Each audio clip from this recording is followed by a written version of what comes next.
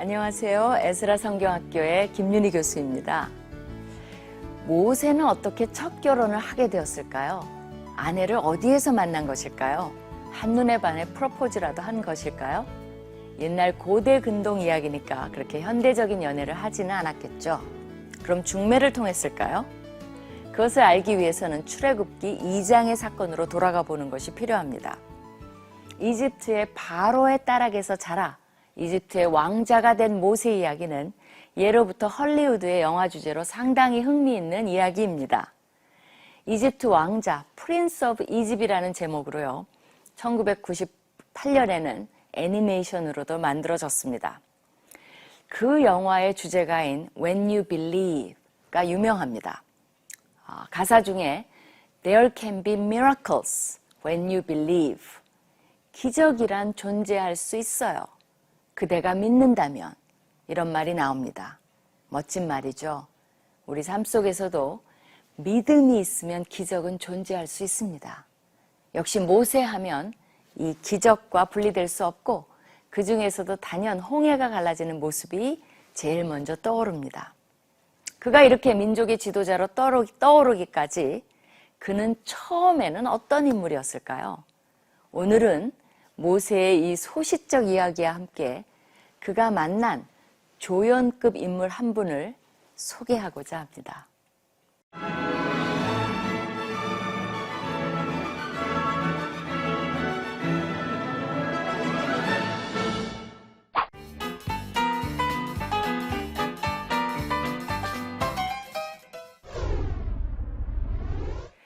출애굽기 2장에 보면 모세가 이스라엘 백성들의 지도자로 부상하기 전에 자신이 홀로 출애굽하는 장면이 나옵니다. 그게 무슨 말이냐고요? 이집트 왕궁에서 자란 모세는 장성한 후에 어느 날 자기 형제들, 즉 히브리인들에게 나가서 그들이 고되게 노동하는 것을 보게 됩니다. 자기 형제들의 고역하는 모습을 보았다고 했습니다. 그것은 모세가 자기의 정체성과 민족의식을 확실히 갖고 있었다는 것을 의미합니다. 그런데 어떤 애굽 사람이 한 히브리 사람, 곧 자기 형제를 치는 것을 보게 됩니다. 모세는 좌우를 살펴 사람이 없음을 보고 그 애굽 사람을 쳐 죽여 모래 속에 감춥니다. 좌우를 살폈다는 것은 모세가 이 애굽 사람을 죽일 고의성을 가지고 있었다는 것을 보여줍니다. 순식간에 일어난 충동살인이 아니었다는 것입니다. 보는 사람이 없는 것을 확인합니다. 그리고 그 애굽 사람을 쳐 죽여 모래 속에 감춥니다. 자기 동족을 괴롭힌 자에게 보복을 하고 감쪽같이 범행을 은닉한 것입니다. 모세가 어떤 사람으로 보입니까? 잘했든 못했든 이때부터 이미 범상한 인물은 아닌 것 같습니다.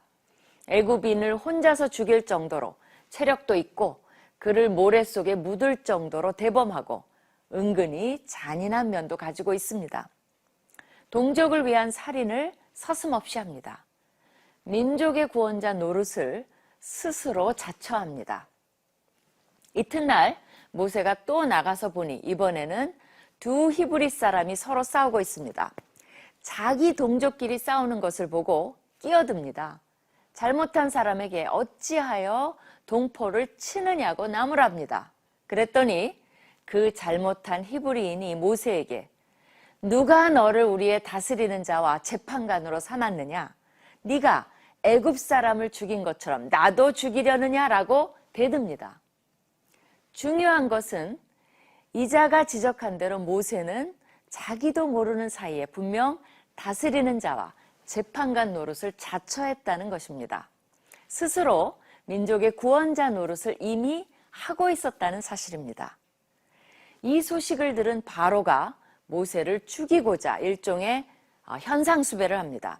이것을 보아 이 바로가 모세에 대해 정치적으로 경계하고 있었던 것으로 보입니다. 그러기에 모세는 할 수 없이 이집트의 왕자의 역할을 벗어나 홀로 출애굽하여 도망가게 됩니다. 그는 미디안 땅에 이르게 되고 거기 머물게 됩니다. 하루는 우물 곁에 앉아 있는데 미디안 제사장의 7 딸들이 우물에 나옵니다. 그들이 물을 길어 구유에 채우고 그들 아버지의 양떼에게 물을 먹이려 합니다. 그때 몇몇 목자들이 와서 물을 먹이지 못하게 그들을 쫓아버립니다. 이런 광야에서 우물은 아주 중요합니다. 물이 부족할 때는 목자들이 서로 자기 양떼들을 먹이려고 전투까지 불사합니다. 일종의 생존 전략입니다. 아마 여자들만 나온 것을 보고 우습게 여기고 쫓아버리고자 한 것 같습니다. 잘못하면 양떼들이 물을 못 먹어서 몰사할 수도 있는 위기입니다. 자, 우리는 이미 모세가 어떤 인물인지 알고 있습니다. 그가 이런 상황에서 어떻게 했을까요? 맞습니다. 이번에도 구원자 노릇을 자처합니다. 목자들을 물리치고 미디안 제사장의 딸들을 도와줍니다. 적어도 모세의 행동에는 일관성이 있어서 좋습니다. 그 딸들이 집에 오니까 그들의 아버지 르우엘이 왜 이리 빨리 왔냐고 묻습니다. 아마 모세가 도와주어 양떼들이 빨리 물을 먹을 수 있었나 봅니다. 그들이 한 애굽 사람이 우리를 목자들의 손에서 건져내고 우리를 위하여 물을 길어 양떼에게 먹였나이다 라고 보고합니다. 여기에서 알 수 있는 것은 모세는 아직까지 그들이 보기에 이집트인처럼 보였다는 것입니다. 아마 복장이나 말투로 보아 알 수 있었던 것 같습니다. 그 딸들도 모세가 자신들을 구원해 주었다는 것을 말합니다. 계속 구원자의 주제가 부각됩니다.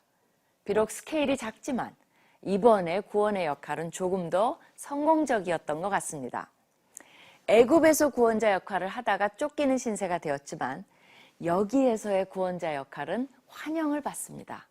그들의 아버지가 딸들에게 모세를 청해 음식을 대접하라고 말합니다. 이것은 앞으로 모세가 하게 될 더 큰 구원 사역의 그림자 역할을 하게 됩니다. 자, 이제부터는 진행이 빠릅니다. 이것이 계기가 되어 모세는 미디안 제사장 집에서 머물게 되고 자연스럽게 그의 딸 십보라와 결혼하게 됩니다. 싱겁죠? 모세가 연애 감정도 느끼고 사랑에 빠지고 하는 연애 스토리를 기대했는데 시시합니다. 고대 근동의 전형적인 결혼 패턴을 따릅니다. 그 아버지가 딸을 줍니다. 딸을 물건처럼 준다는 것이 아니라 아버지가 딸들의 결혼에 절대적 주도권이 있었기 때문에 이런 표현을 쓰는 것입니다. 십보라가 아들을 낳아 이름을 게르솜이라고 짓습니다. 뜻은 거기 나그네 됨이라는 의미입니다. 거기는 결국 이집트를 가리킵니다. 모세는 이집트의 화려함에서 자랐으나 거기를 한 번도 고향이라 생각해 본 적이 없는 것 같습니다. 거기에서도 나그네였습니다. 현재도 나그네 생활입니다. 모세의 진정한 고향은 어디에 있는 것일까요? 이렇게 해서 모세는 장인 르우엘을 만나게 됩니다. 오늘 이야기의 주인공은 바로 이 르우엘입니다.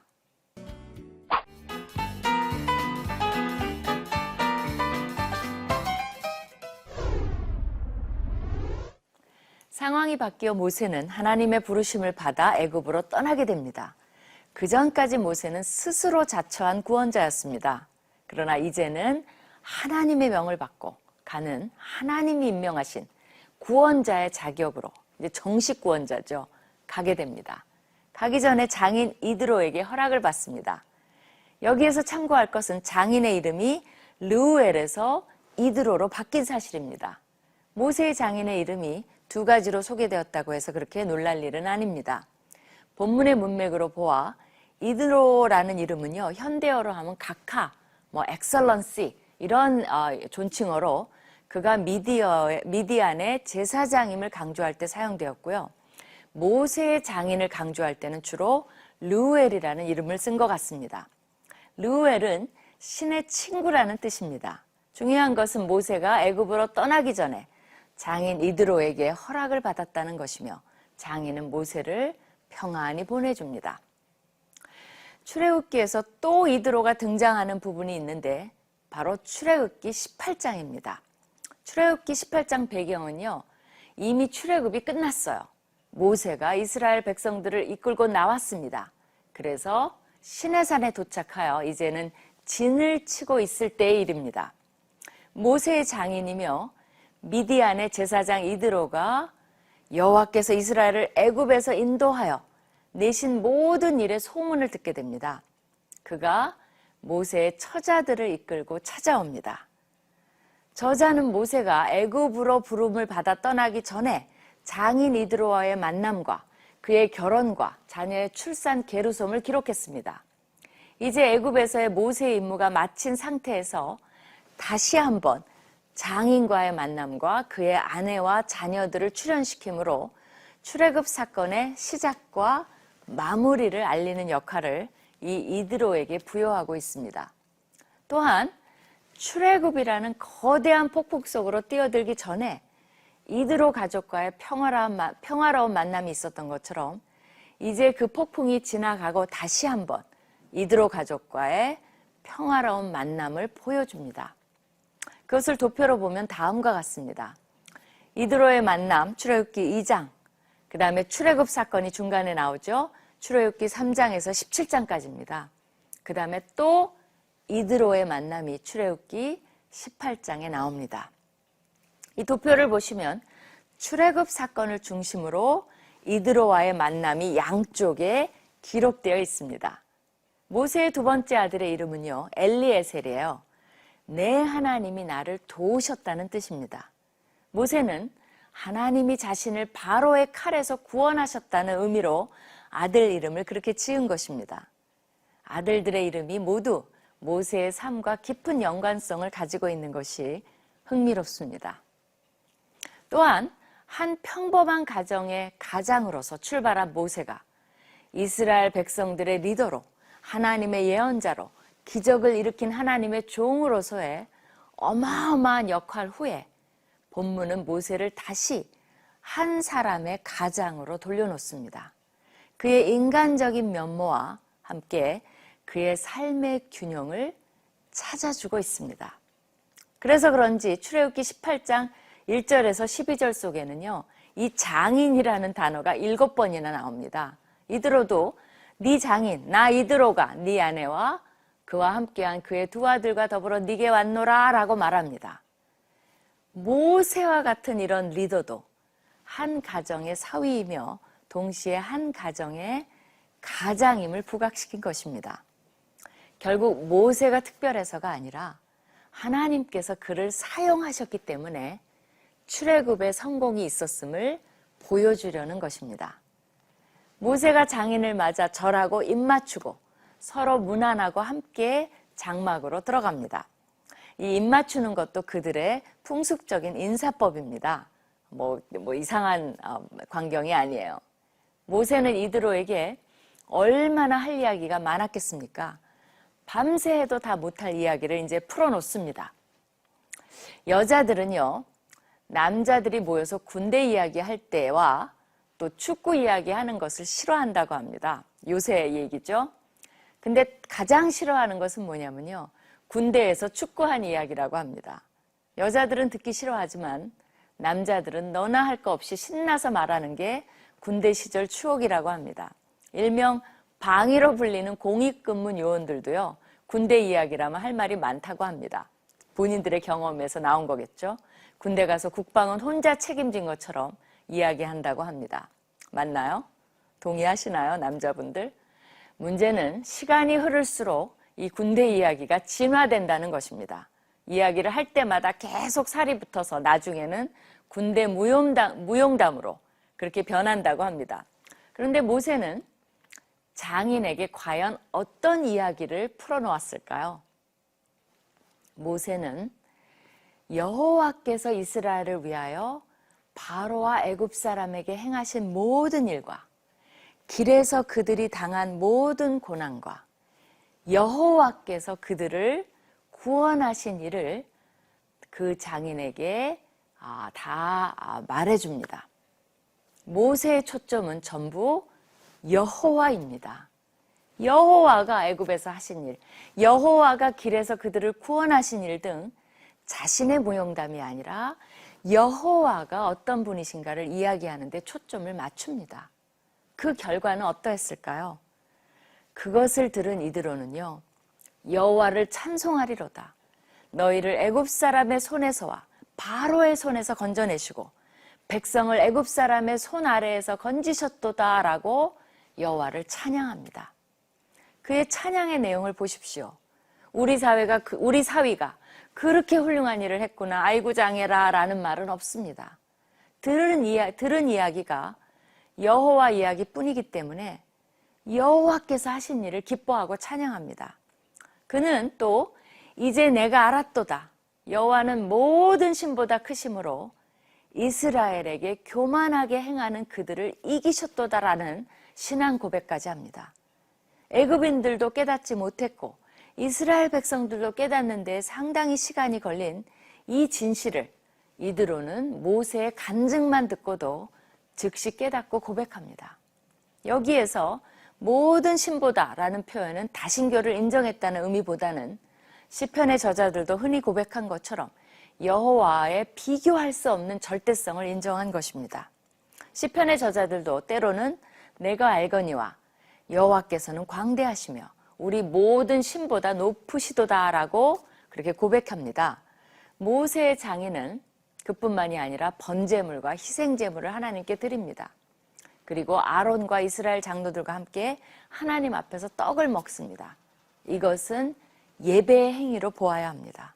또한 광야에서 행해진 첫 번째 번제와 희생제물이라는 데 의의가 있습니다. 이것이 모세가 애굽 왕 바로에게 요청한 것이기도 했고 또 이드로를 통해서 그 요청이 이루어진 것을 볼 수 있습니다. 저자는 출애굽기 18장 1절 12절의 본문에서 여호와께서 애굽에서 이스라엘을 구원하셨다는 표현을 5번씩 반복하면서 이드로의 등장이 출애굽의 진정한 의미의 성과임을 보여주고 있습니다. 모세의 간증은 이방인인 이드로에게 여호와에 대한 이해에 새로운 도전과 깊이를 더해줬습니다. 하나님의 구원의 역사에 대한 이방인의 반응은 출애굽기 17장에서의 아말렉 족속처럼 호전적이거나 아니면 이드로처럼 긍정적으로 나타납니다. 저자는 출애굽의 결론 부분에 이드로의 이러한 행위를 기록함으로써 이것이야말로 하나님의 구원 역사에 대한 올바른 반응임을 우리들에게 가르쳐주고 있는 것입니다. 우리도 출애굽을 읽으면 이드로처럼 반응하라고 도전해주고 있는 것입니다. 즉 찬양과 신앙의 고백과 하나님 앞에서 다 함께 예배하는 자세, 그것이 출애굽기를 읽는 올바른 자세입니다. 한 사람은 출애굽의 주인공이자 영웅인 모세와의 관계 속에서 간단히 등장하는 그야말로 조연 내지 엑스트라급에 속합니다. 그러나 모세의 삶에 있어서 중요한 역할을 한 사람이며 또한 자연스럽게 출애굽 사건과도 연결되어 출애굽의 시작과 끝에 등장합니다. 이 거대한 구속사의 큰 물결 속에서 잠깐 등장하지만 중요한 시점에 포함되는 인물이라 평가할 수 있습니다. 모세는 하나님이 자기 백성을 구원한 역사를 강증함으로 이드로를 전도했습니다. 이드로는 이런 면에서 사위의 덕을 본 자입니다. 이것을 통해 우리 모두에게 같은 초대와 도전을 주고 있습니다. 우리 삶 속에서 일어나는 모든 하나님의 역사는 전도의 도구로 사용해야 합니다. 우리만 구원하는 것이 목적이 아닌 우리를 통해 모든 인류를 구원하시고자 하는 그 하나님의 심정을 이해하신다면 말입니다. 이것이 출애굽기를 읽는 우리의 목적입니다. 여러분은 오늘 여러분의 무용담만을 이야기하고 계신가요? 아니면 하나님의 구원의 능력을 다른 사람에게 나누고 계신가요?